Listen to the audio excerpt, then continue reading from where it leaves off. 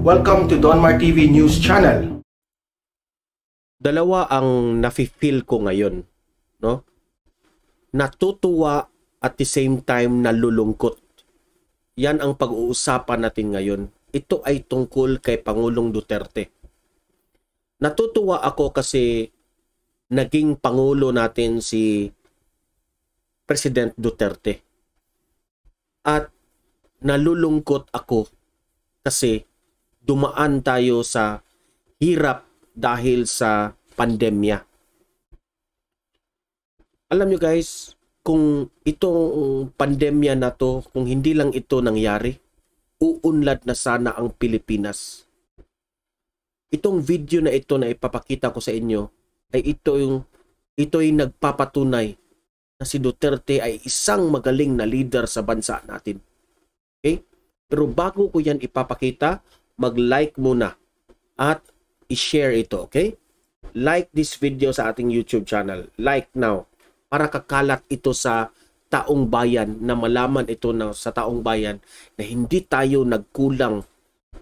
At masasabi kong tama talaga ang leader na ipinili ng taong bayan na si Duterte ang Pangulo sa 2016 until 2022. Okay? Like. Tapos na? Okay? And subscribe to my channel, Donmar TV, and hit the notification bell so that you will be updated sa aking mga videos na kagaya nito. Okay?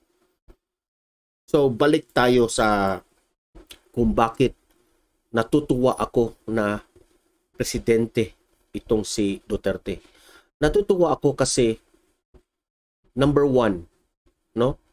Binalita ito ngayong 2022 na, no?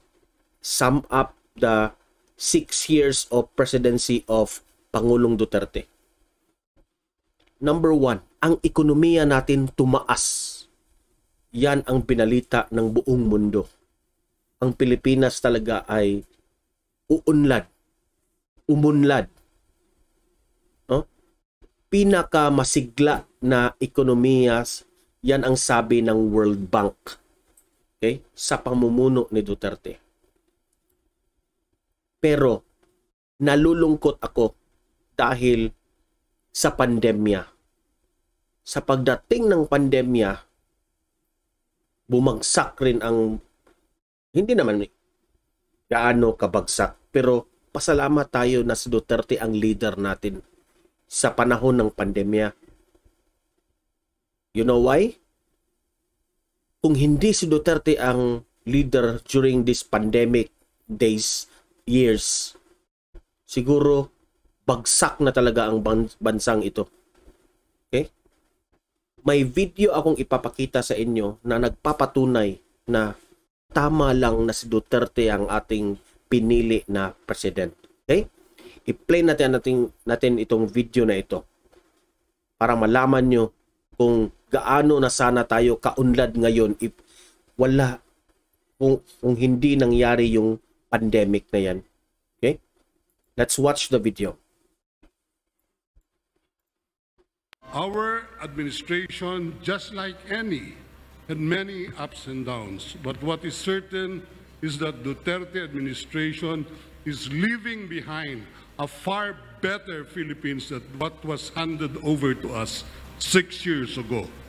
Bago pa man tumama ang COVID-19 pandemic sa Pilipinas sa unang quarter ng 2020, ang Pilipinas ang isa sa may pinakamasiglang ekonomiya sa East Asia Pacific region batay sa World Bank. 6.6% ang average annual growth ng bansa mula taong 2016 hanggang 2019. Within 3 years, okay? Balik ko muna. 6.6% ang growth rate within 3 years, 2016 to 2019.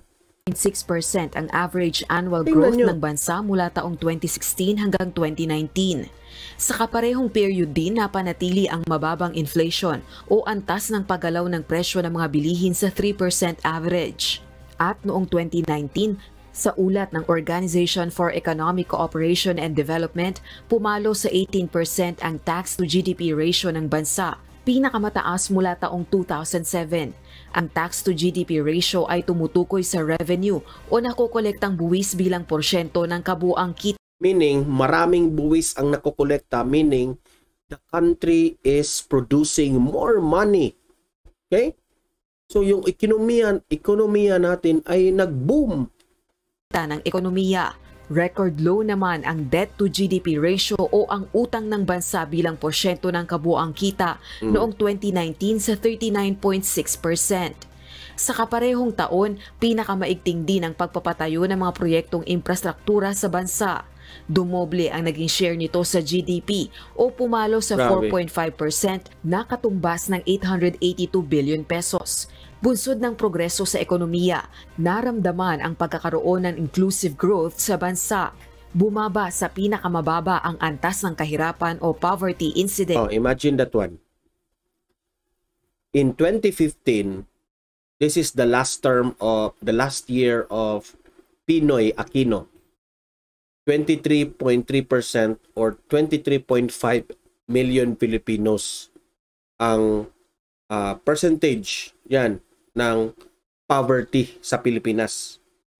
Noong 2018, 2 years after Duterte namuno sa Pilipinas, nagiging 16.6%, that is 17.6 million Filipinos na lang nabawasan ang poverty sa Pilipinas. Sa 16.6% o katumbas ng 17.6 million ng mga Pilipinong hindi sapat ang kita upang tustusan ang mga pangunahing pangailangan. Mas mababa sa 23.3% na naitala noong 2015. Mababa rin ang bilang ng mga walang trabaho at underemployed.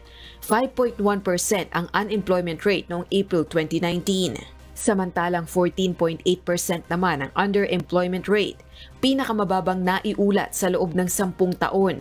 Kaya nang tumama ang COVID-19 pandemic noong 2020, nasa matatag na posisyon ang Pilipinas upang tugunan ang epekto nito sa ekonomiya at mga Pweset talaga itong pandemic na ito. mamamayan, ayon sa National Economic Development Authority o NEDA. Dahil sa kawalang katiyakan noon sa epekto ng nakahawang sakit at sa bilang ng mga naiuulat na nasawi, lalo na sa mga senior citizen at may medical condition, nagpatupad ng lockdown ng bansa na isa sa itinuturing na pinakamaigting at pinakamahabang community quarantine sa rehiyon. Nagkumahog ang gobyerno sa pagbili ng COVID-19 test kits, personal protective equipment. In for short, dahil sa pandemic, marami ang nagastos na pera ng gobyerno. Marami tayong sinakripisyo na pera dahil dito sa pandemic. Kaya nalugmok na naman tayo sa utang. Gamot, bakuna at iba pa. Wala tayong choice, dapat mangutang ang gobyerno. Kasi ayaw ni Duterte na hayaan tayong mamatay tayong lahat. Nagpatayo ng COVID-19 test centers, quarantine at isolation facilities. Sinagot ang pagpapauwi sa Pilipinas o repatriation at imagine that one, ha? The government is spending these OFWs to go back here in the Philippines, and that's money. Expenses ng daang-daang libong overseas Filipino workers na nawala ng hanap buhay abroad at nagbigay din ng financial assistance sa bawat isa sa kanila. Nagkaloob ng bilyong-bilyong pisong halaga ng ayuda. Maraming ayuda ang nabigay ng gobyerno sa mga pinakaapektadong kababayan na napilitang manatili sa bahay at tumigil sa paghahanap buhay bunsod ng pandemya. Dahil dito, nalugmok ang Pilipinas sa Kung si Mar Rojas at si Pinoy Aquino ang leader during this time, na patay tayong lahat. Kamababa nitong economic performance sa loob ng mahigit 70 taon. Sumadsad sa negative 9.5% ang gross domestic product ng bansa para sa taong 2020. Pinakamataas din ang naitalang unemployment rate noong April 2020 na umabot sa 17.7% o katumbas ng 7.3 million na mga Pilipinong nawalan ng hanap buhay. Ayon sa Philippine Statistics Authority o PSA, tinatayang 1.4 trillion pesos ang nawalang kita sa mga Pilipino dahil sa mga ipinatupad na lockdown. Dahil dito, tumaas ang bilang ng mga nakararanas ng kahirapan. Kung ikukumpara sa taong 2018, mahigit sa 3 milyong Pilipino pa tumaas. Ito ay dahil sa pandemic. walang magaling na leader dito sa pandemic. Ang nalugmok sa kahirapan. Sa kabila ng mga dagok na naranasan ng bansa bunsod ng pandemya, unti-unting umaahon ang ekonomiya dahil sa pagluluwag ng restrictions, pagbubukas muli ng turismo at mga negosyo at mabilis na pagbabakuna kontra COVID-19. Napanatili ring mababa ang kaso ng COVID-19. Ito yung masabi ko sa inyo na jackpot na sana na si President Duterte ang nagiging pangulo natin. Pero naging bato pa dahil dito sa pandemic na itong COVID-19 na virus na itong malas tayo. Na nagbibigay ng malaking kumpiyansa sa mga negosyante at consumers. Ibinaba sa Alert Level 1 ang National Capital Region. So, hindi ko na ito tatapusin itong video na to ha. What's the point of this video is, the point of this video is, kung hindi nangyari ang pandemic, umunlad na sana ng todo ang Pilipinas dahil sa pamumuno ni Pangulong Duterte. Yan, that simple message. Okay? Itong mamang ito, itong taong to, itong presidente na ito, marami tayong mga Pilipino ang natulungan ito. Tatay Digong, maraming salamat po sa lahat ng sakripisyong ibinigay mo, sa iyong brilliant mind, sa iyong strategy on how you handle situations like the pandemic. Ako as a vlogger, heartily akong nagpapasalamat sa iyo. Kung hindi dahil sa iyo, tay, wala na.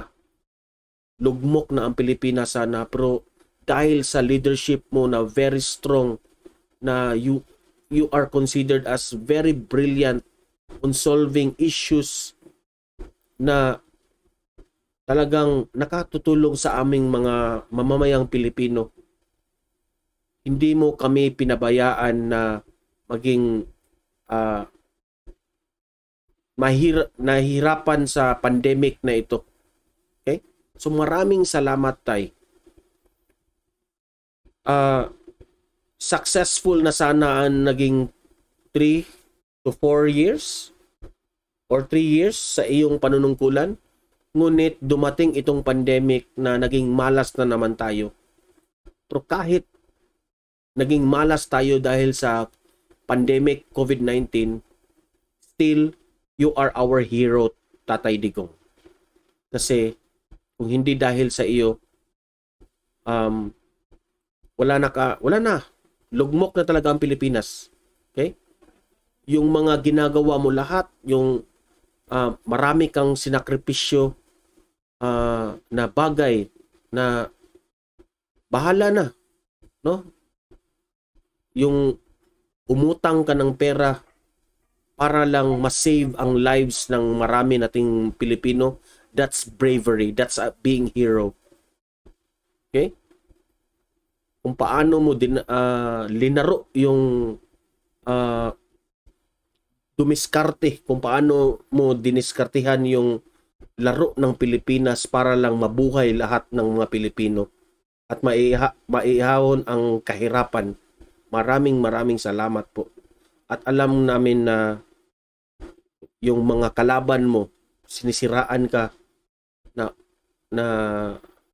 wala na sa lugar, yung mga paninira nila na ikaw raw ay corrupt, ikaw raw ay nangungutang ng malaking pera, na hindi nila alam kung ano ang real reason, na alam naming paninira lang yan. Ginawa mo yan dahil ayaw mo kaming pababayaan. Okay?